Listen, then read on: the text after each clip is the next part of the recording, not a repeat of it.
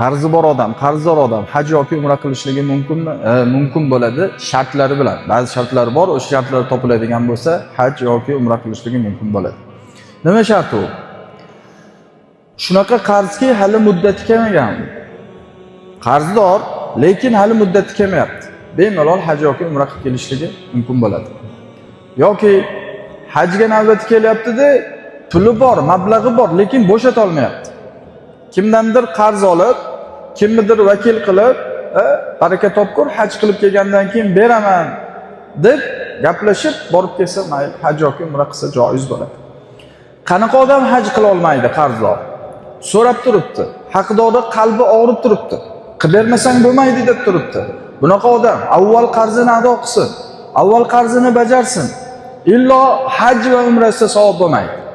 Qarzini uzishlik kerak. Albatta qarzini ado qilishlik kerak bo'ladi u odam.